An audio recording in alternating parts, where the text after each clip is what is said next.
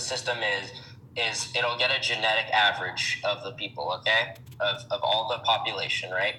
Or just like as many people as they can. Like it could be through a sample or whatever, like you know how surveys, you don't survey the whole population, but find out, the genetic average of a large number of people, right?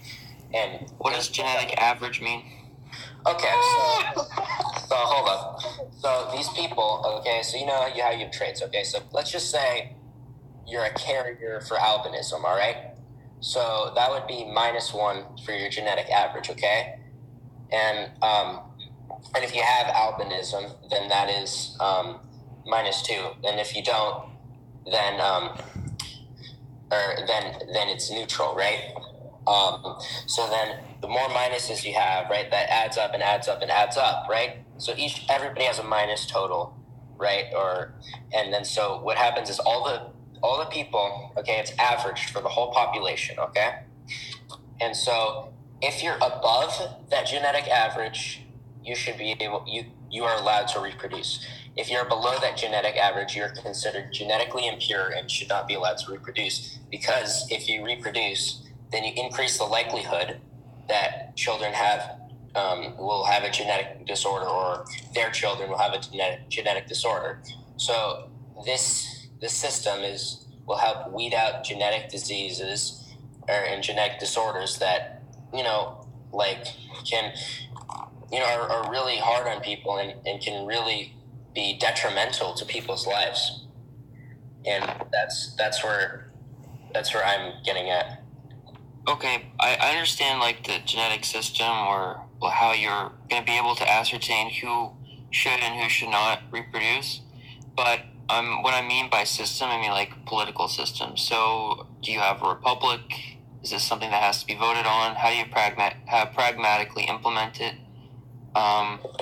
Those kind of questions. I think that it can be done many ways. I think that it could be, so like obviously the best way I think that it should be obtained is through a law. Otherwise, if it can't be done through that because it's unconstitutional, there should be a constitutional amendment proposed, and I think that there should be a agreement within all the nations of the world to try and do that. I mean, as I said, I haven't hashed out all the details to it, but if they're like-minded people who think like I do, I would be happy to discuss with them ways that we can achieve this goal. Well, that kind of system, that kind of idea was implemented. Well, at least during the Third Reich, they did have like a big eugenics plan going on. Like SS officers had to have their marriages approved by the state before they could actually, reproduce. So, I mean, it's been tried before, but as far as I know, you can't really have it without some kind of identity with the nation/race.